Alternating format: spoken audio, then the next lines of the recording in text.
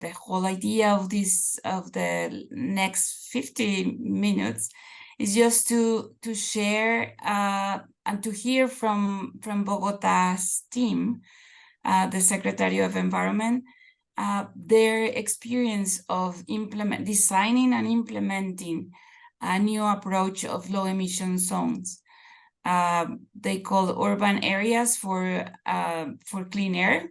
And the whole idea of this session is just to hear, and then we will have a session of questions and answers. And maybe we will have a discussion later. We are mainly here, the team from the Secretariat of Environment from Bogota, as well as different members of WRI Mexico, Colombia, Global, and WRI Indonesia. Francisco, could you please share with us your experience of the of ZUMA? Thank you for the invitation. I will talk about what we call ZUMA, which is urban areas for air in the city. This is a concept that came from our Aire plan, or air plan, which is the air quality management plan of the city. And we have been working on this concept for around 4 years now, since the planning of the urban ordainment of the city 4 years ago.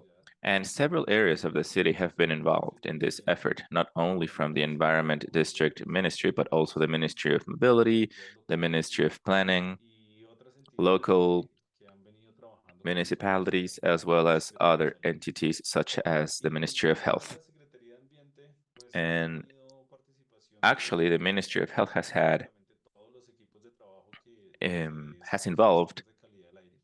has been involved in all of the various teams that have been working around this concept. So as you can see, this is a project with a high level of complexity, but with serious impact for the city. Let's talk about Bogota. Bogota has almost 8 million people, or inhabitants. Almost 35% of the population lives below the poverty line, and we have around 1,600 square kilometers in total area. Transportation has always been one of the main pollutants, as reported in all of our studies.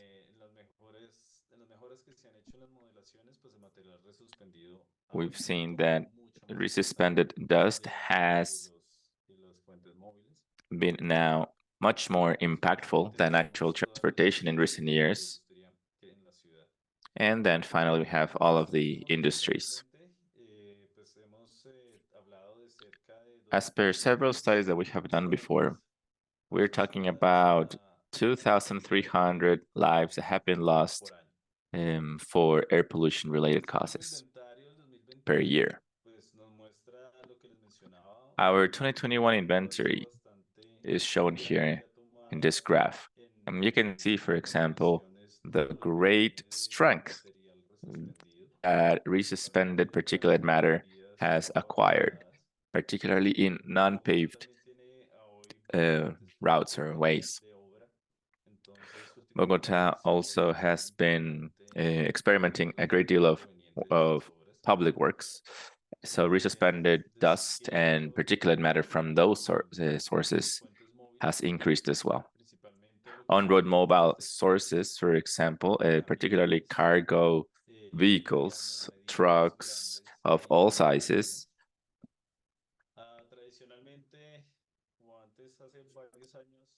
many years ago, our transportation system was cataloged as one of the main emission sources. However, for more than 10 years, the city has been working strongly in modifying the technologies that are part of the transportation system. However, now this is one of the smallest emission sources in Bogota. This analysis also includes machinery for public works, and of course, other fixed sources like roads, highways, and related to other emission sources as well.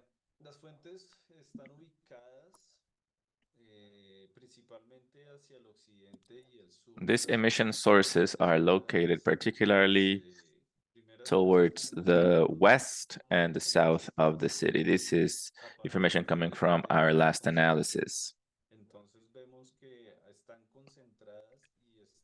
And we see, for example, in this map, how these emissions are concentrated in quite strategic areas of the city. They are not located, for example, in the center of the city, which is the case in many other cities in the region. Likewise, particulate matter concentrations also matches those emission sources, that is the west part of the city. As per this analysis, and the next one that I'm going to show, this one, death related to air quality, we see that that area is where it all concentrates. One of the main plans that we have is an intervention plan for the southwest area of the city. We started working more in depth around these emission sources coming from this report. All of this information is also taken into account for the sum of all of the concentration sources, as I will be talking about in a minute. So what is a ZUMA? ZUMAs are urban zones or areas for good air quality that aim to improve the air quality in that specific zone. Air quality, of course, has no borders, barriers, or is limited in a strict way. Even though we have a division, right, of the city, air quality does not necessarily respect that. So what we wanted to do is to carry out an analysis on those areas where we find certain marginalized communities, particularly, where we have a high degree of vulnerability in the population. And what we want to do is a specific interventions so that we can start improving the air quality in that specific area of the city and then improving outward from there.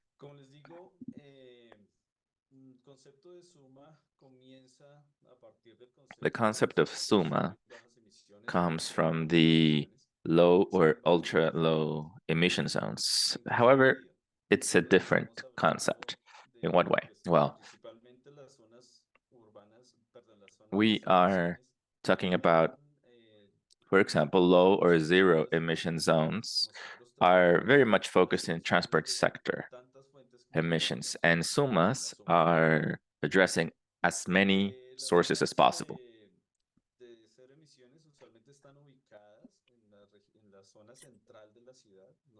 Zero emission sources are focused in the central areas of the city, usually. And we saw in our analysis that the highest pollution was not in the center, was in the west and the south, which is linked to a socioeconomic vulnerability that we have in that specific area. So it's not necessarily the central area of the city that's involved. Now, in terms of scope, usually the low emission zones start analyzing through or acting in concentric rings. So what we do is we analyze the various areas of the city that are distributed as per our analysis. Now, the how, the LEZs, vehicle restrictions, is their main focus. Due to pollution or congestion fees or things like that, everything related to mobile sources. ZUMAs, on the other hand, have a much more holistic approach and multisectorial in carrying out actions in territorial planning and in governance of the air in source of emissions. Governance of the air is extremely important for ZUMAs where we include the community to carry out the actions that have been planned. And of course, in the same way that we tackle various emission sources, our actions as well as goals are directed towards various sources of emissions. This will definitely include mobile sources of emissions. However, ZUMA's purpose is to maintain these efforts beyond that, much more related to air governance.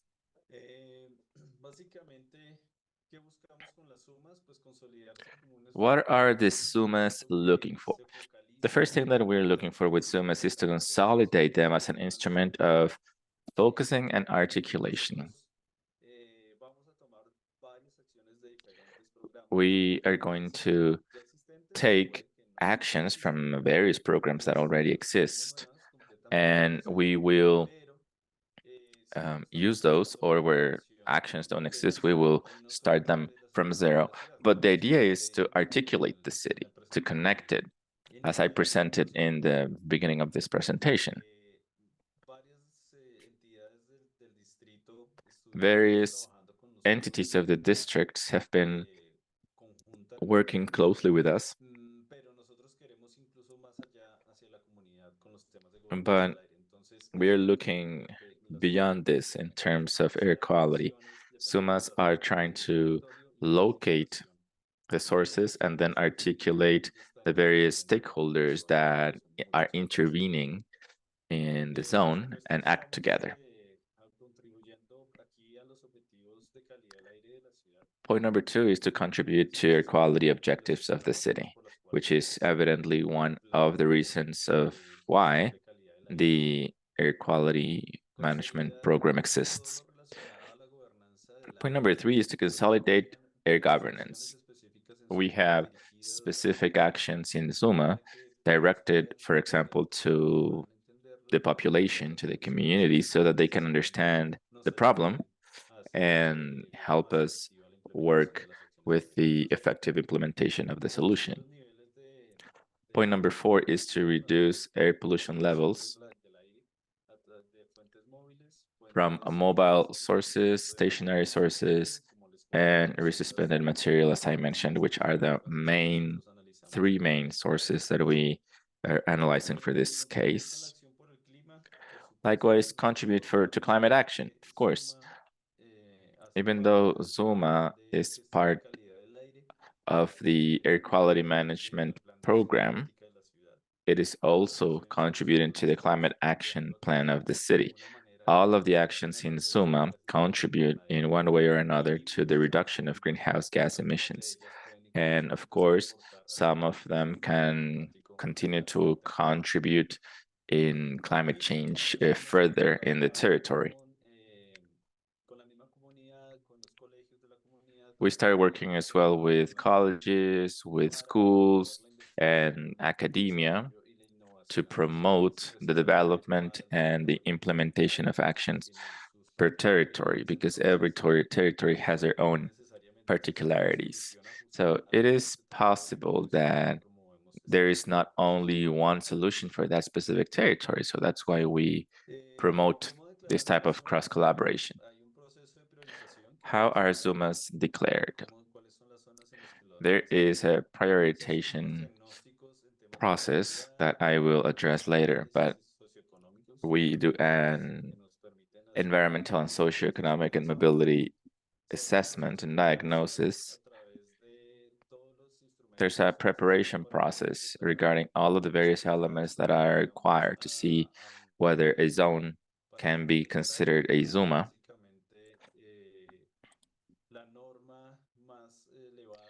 And so that it can be connected to the highest standard that the city can have.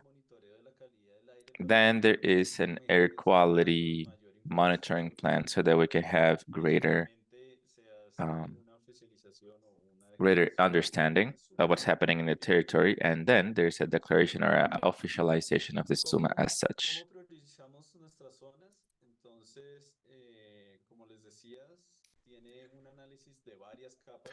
As I was saying, there are various layers or aspects that are taken into consideration to prioritize these zones.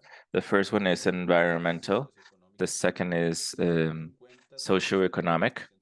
And we take into account all of the territory assessments that already exist in the city. And of course, there is an analysis done on the impact of air quality on the health of the population in that territory.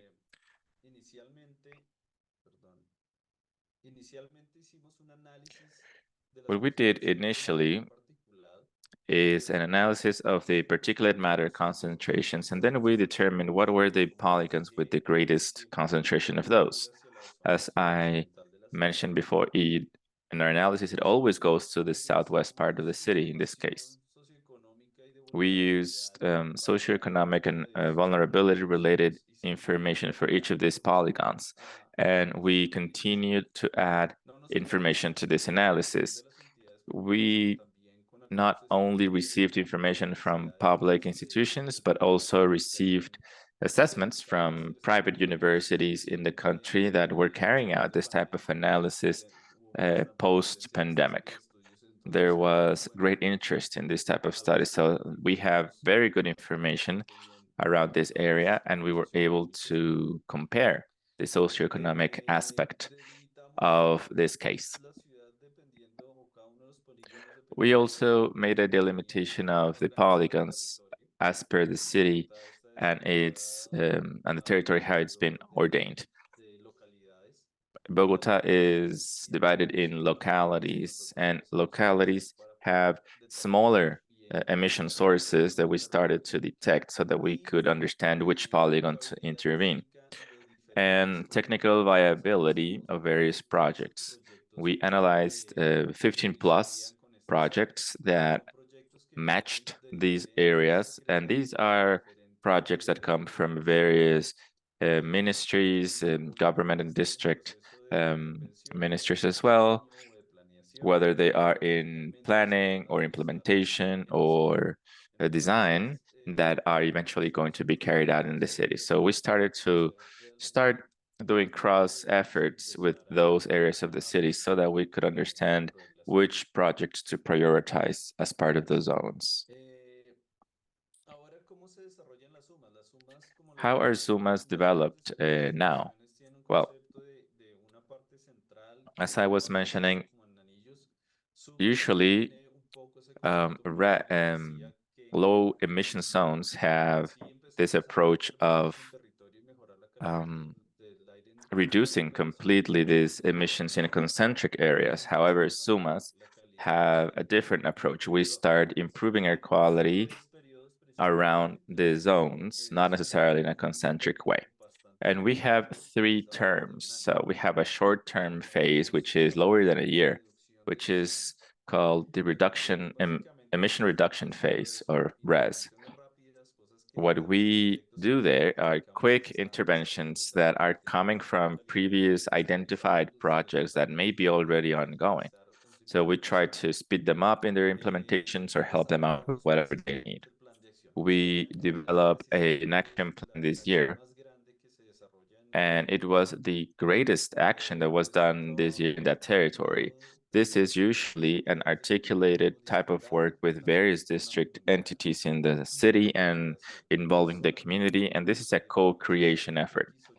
It's not about telling them what to do or what we are going to do, but we also take into account all of the various characteristics that the territory has and those who inhabit it. That's why we have this co-creation factor, so that they also understand what is being planned and how it is to be developed. So they can tell us, okay, it's better to do it this way, or this would have this impact on this area. And with territories, we always run into things that they don't really like, right? So that starts a conversation. And even though they might not like it, we try to show them the need of doing it this way. And this type of conversation is always productive. There are certain things that the community will not like, but that are necessary to achieve the goals. So we start working with them in terms of how to change this mindset around the actions. Moving on to medium-term action for the low emission zones. And the first one is 6 years in time. That's where the implementation of the action plan starts and when the execution of the strategic actions also are carried out.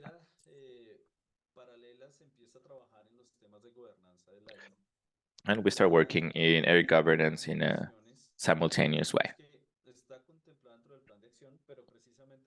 The low emission zones is part of the action plan, but the idea is to reinforce these plans that we already had by means of governance. So the idea at the end is not for the city not to carry out each of the actions, control, follow-up, implementation about everything, but to put this in the hands of the community. The community to take ownership of these actions so that they are the main managers of those areas.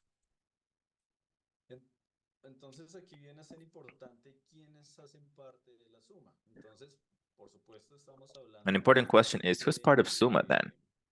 Of course, we are talking about the district government, but the main members of ZUMA are those who live inside the ZUMA, those who interact with the ZUMA. And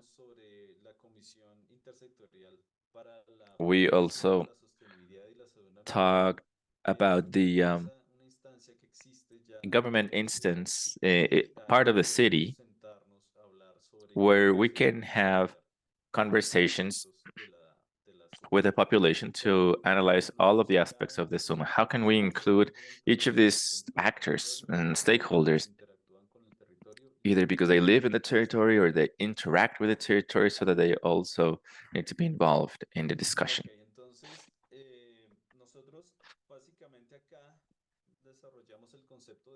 We developed the ZUMA concept as what we want to implement in these areas. Now, let me show you what we've done with our first ZUMA, which is the ZUMA Bosa Apogeo. And I will now talk about the details of this project. The first phase was diagnosis. And this assessment allowed us to understand what the situation was inside this polygon. The polygon was prioritized as per what I mentioned before in terms of those mix of different actions. And this was a polygon that had the greatest rating based on the criteria. With the social diagnosis, we know that we impacted or intervened more than 13,000 homes. The population inside this polygon is around 35,000, of which 52% are women and 48% men.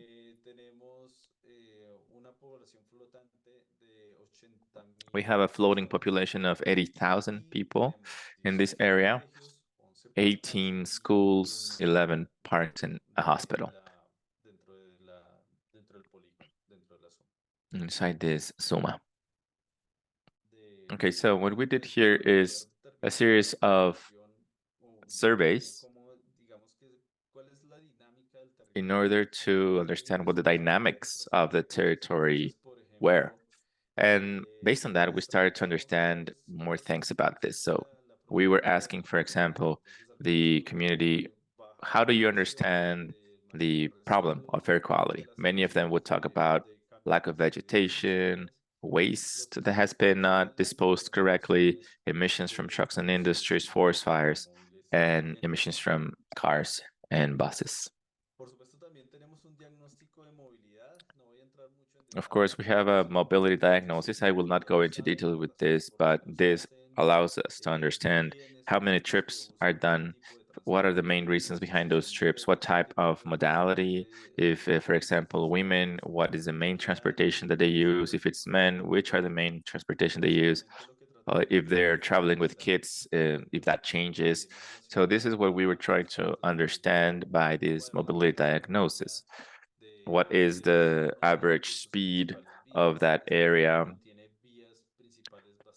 This polygon has actually quite big highways, so there are important aspects around mobility here. We installed microsensors to measure air quality. Those were installed in some gardens and parks. Jardín del Arte and the communal park have this type of sensors, and these was actually proposed by the community. The community wanted the sensors to be here, and this allows us to understand the dynamics of what's happening in air quality in that specific zone.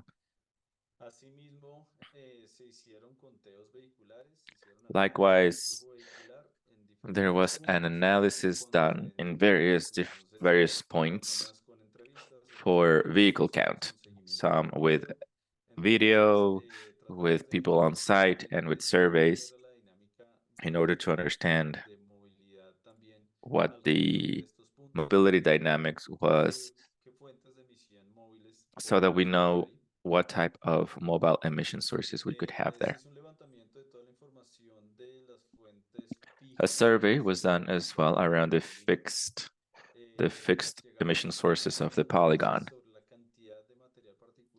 We calculated the amount of particulate matter per area and per source, and then we could add it up. And we identified, for example, industrial activity, and this type of sources were analyzed so that we can understand their level of emission.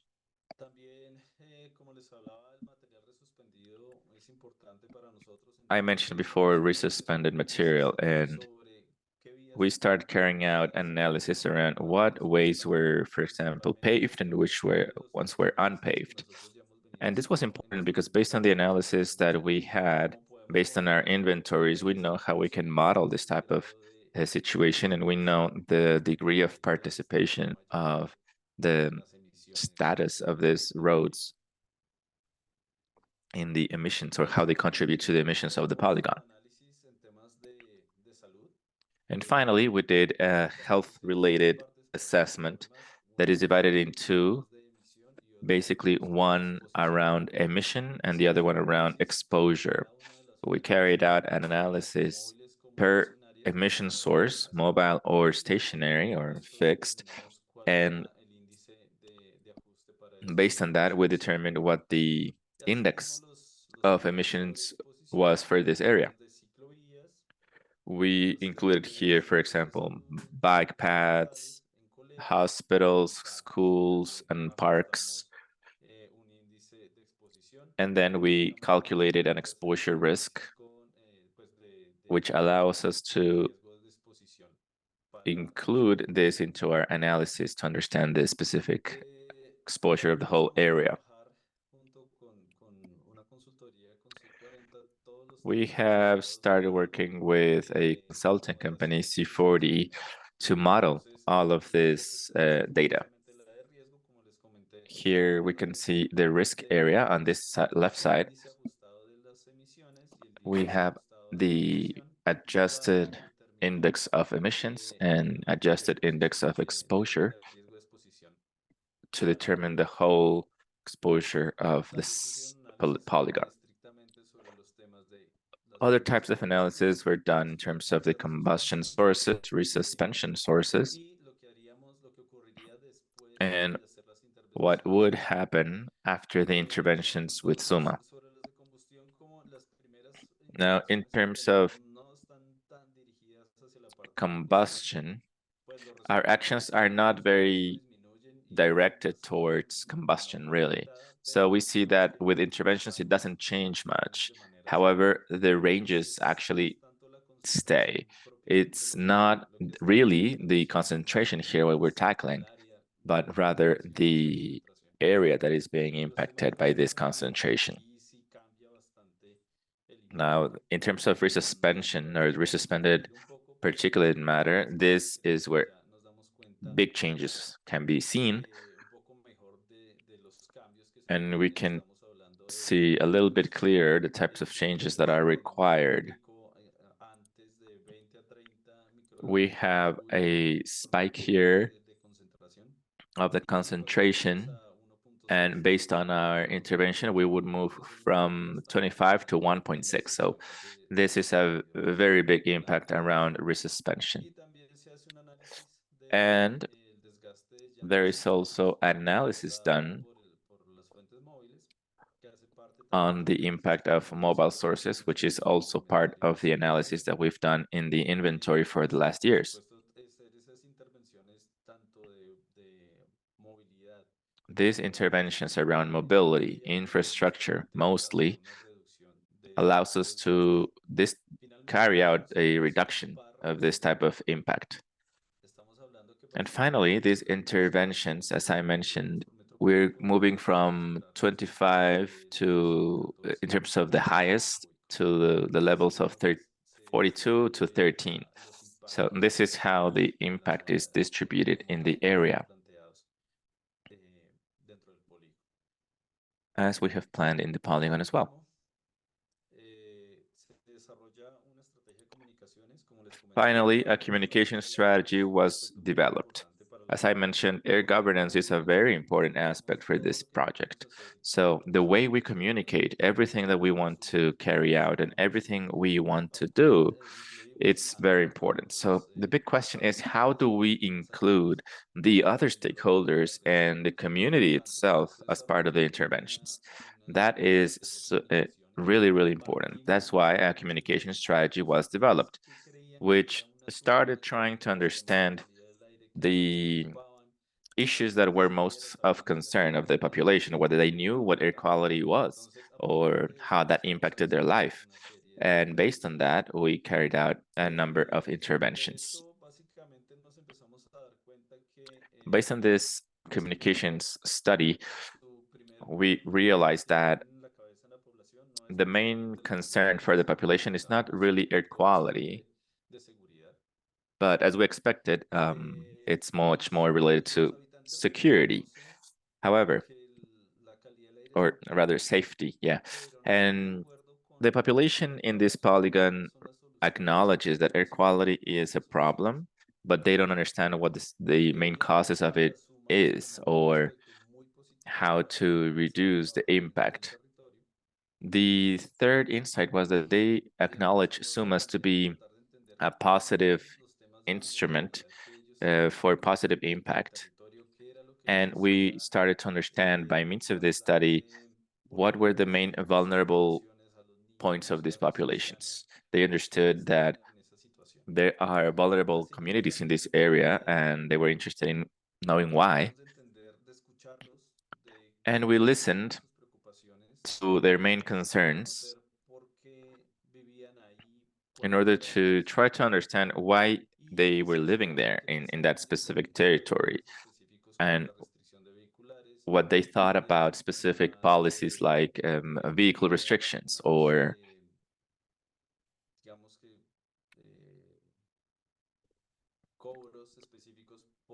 adding some sort of toll or fee for certain types of vehicles. And this is what we aimed to understand.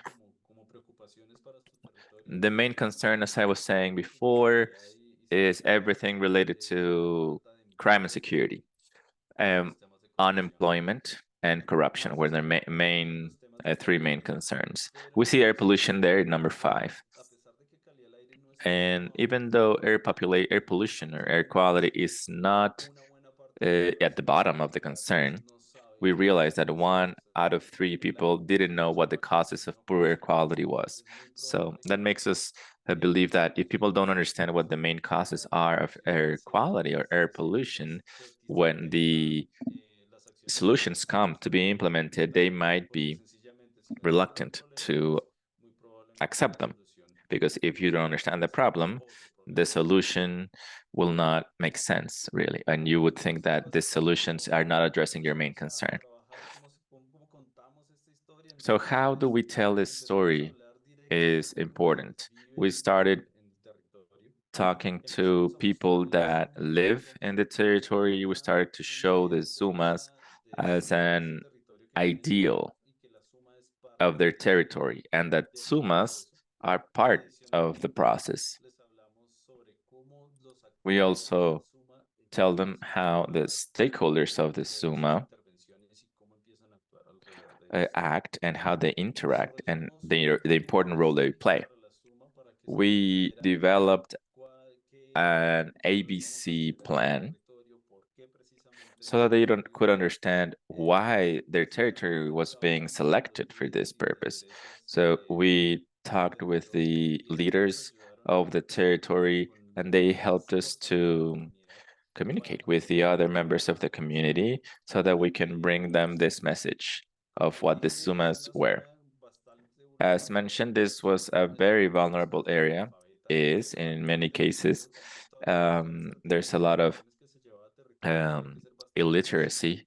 So the communications needed to be extremely simple, extremely clear, so that the message could be understood.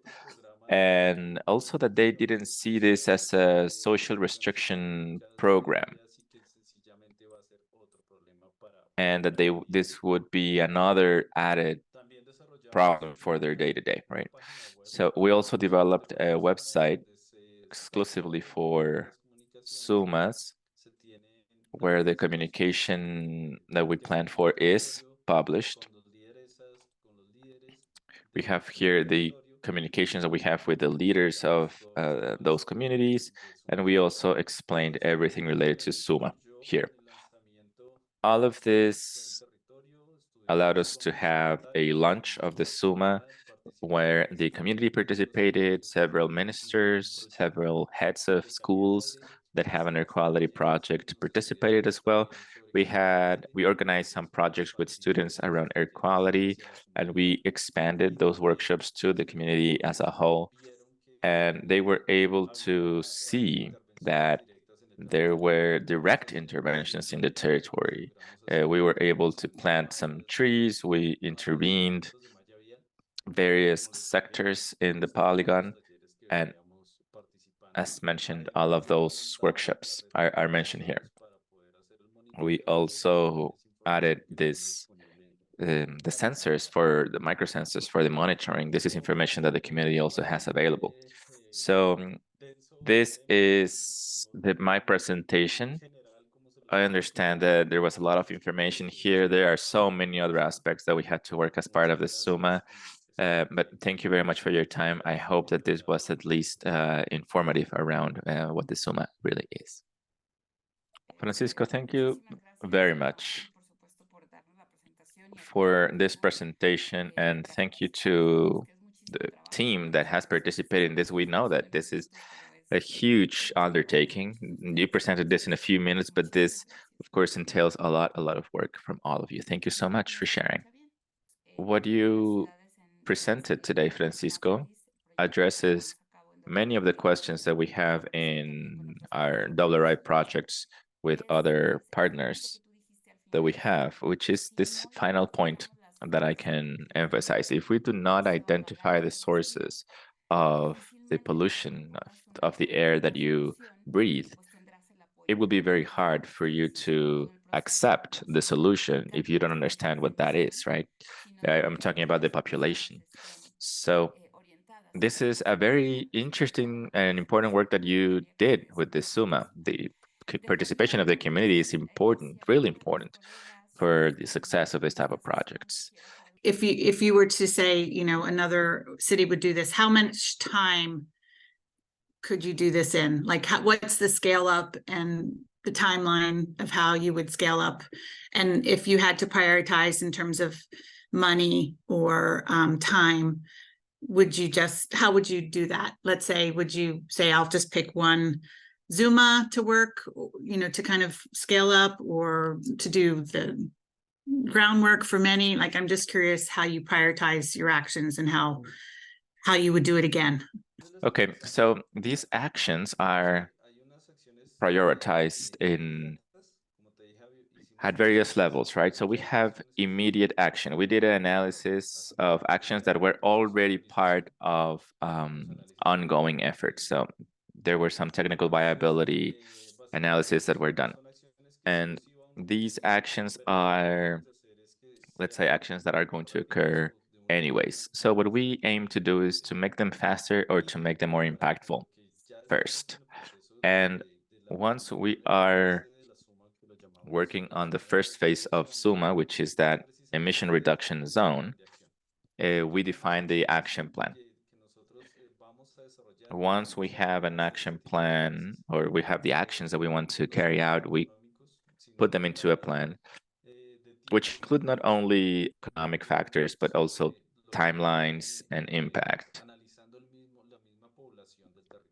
And this is coming from the population that lives in the territory. They know what their priorities are. They know what they want for their territory. So that's why this is a co-creation process always. We have, of course, technically certain actions to carry out, but at the same time, they want certain things and they know what they want. So there needs to be a negotiation process first to prioritize actions so that we can start defining an action plan and then finally develop it towards what we actually want together.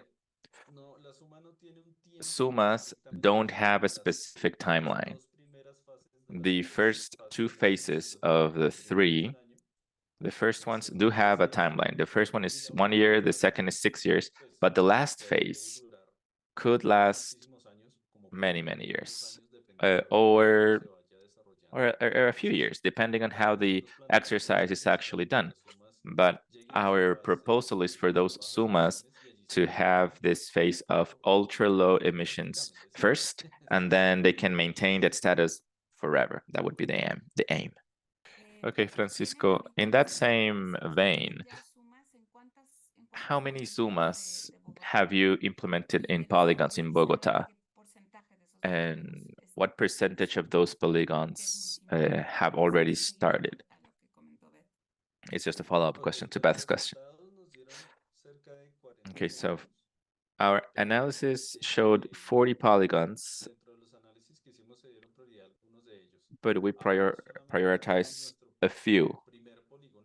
Today, we only have one polygon that we have been working on, and the rest are programmed depending on how the interventions are organized.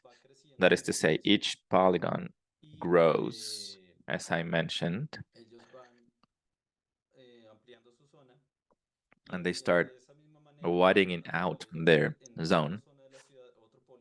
And parallelly, another polygon in another part of the city could be declared as ZUMA, and then they can start growing this way. So what we are aiming is for 2035 to have 13 polygons already implemented, of which most of them will already be in the ultra low emission phase, and at least one will be in the emission reduction zone.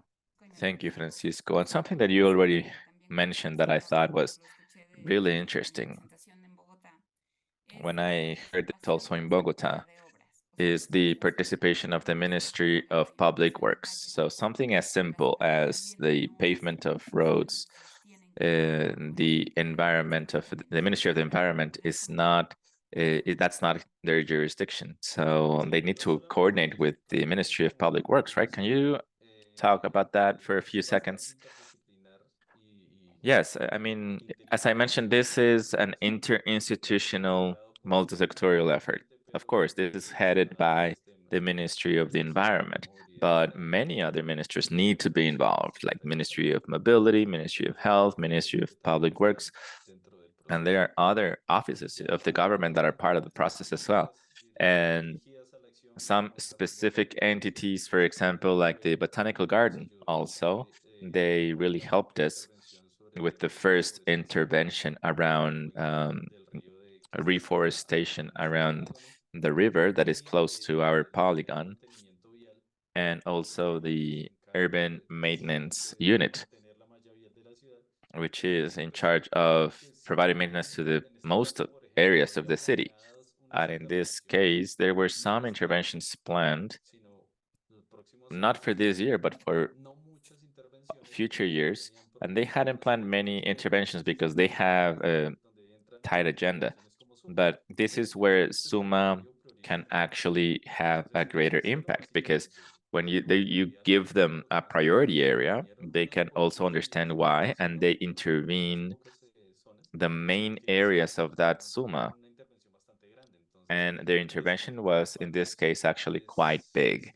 So this type of impact is it's very, very important around resuspended material. We also have another project of that area where we intervened 15 roads, and we started measuring this with microsensors pre, during, and post the work, and we see the difference of suspended material, which is really, really big after that.